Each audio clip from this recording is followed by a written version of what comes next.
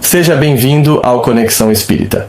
Hoje vamos refletir sobre o livre-arbítrio, tema abordado na Lei de Liberdade em O Livro dos Espíritos. A doutrina nos ensina que somos livres para escolher nossos caminhos e é nessa liberdade que reside nossa responsabilidade diante da vida.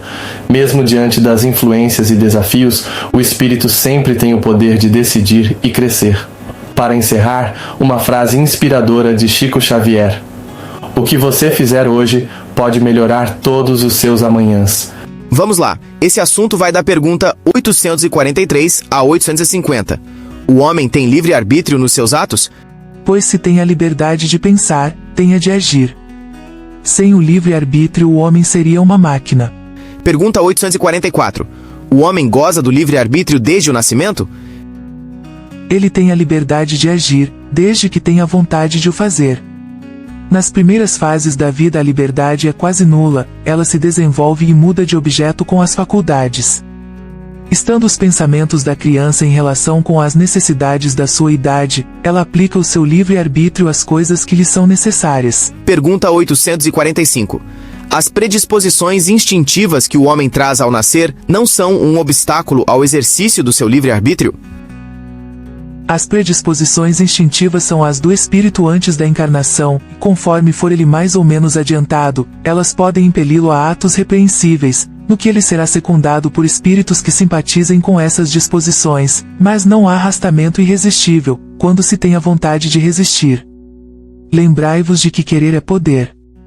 Ver item 361. 846. O organismo não influi nos atos da vida? E se influi, não o faz com prejuízo do livre-arbítrio? O espírito é certamente influenciado pela matéria, que pode entravar as suas manifestações. Eis porque, nos mundos em que os corpos são menos materiais do que na Terra, as faculdades se desenvolvem com mais liberdade. Mas o instrumento não dá faculdades ao espírito. De resto, é necessário distinguir neste caso as faculdades morais das faculdades intelectuais. Se um homem tem o instinto do assassínio, é seguramente o seu próprio espírito que o possui e que lhe o transmite, mas nunca os seus órgãos. Aquele que aniquila o seu pensamento para se ocupar apenas da matéria faz-se semelhante ao bruto, e ainda pior, porque não pensa mais em se premunir contra o mal. É nisso que ele se torna faltoso, pois assim age pela própria vontade. Ver item 367 e seguintes, influência do organismo. 847. A alteração das faculdades tira ao homem o livre-arbítrio? Aquele cuja inteligência está perturbada por uma causa qualquer perde o domínio do seu pensamento, e desde então não tem mais liberdade. Essa alteração é frequentemente uma punição para o espírito que, numa existência, pode ter sido vão e orgulhoso, fazendo mau uso de suas faculdades. Ele pode renascer no corpo de um idiota, como o déspota no corpo de um escravo e o mau rico no de um mendigo. Mas o espírito sofre esse constrangimento, do qual tem perfeita consciência, é nisso que está a ação da matéria. Ver item 371 e seguintes. Pergunta 848. A alteração das faculdades intelectuais pela embriaguez desculpa os atos repreensíveis?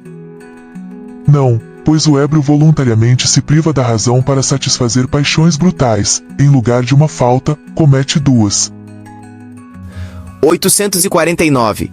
Qual é, no homem em estado selvagem, a faculdade dominante, o instinto ou o livre-arbítrio? O instinto, o que não impede de agir com inteira liberdade em certas coisas. Mas, como a criança, ele aplica essa liberdade às suas necessidades e ela se desenvolve com a inteligência. Por conseguinte, tu, que és mais esclarecido que um selvagem, és também mais responsável que ele pelo que fazes. Pergunta 850.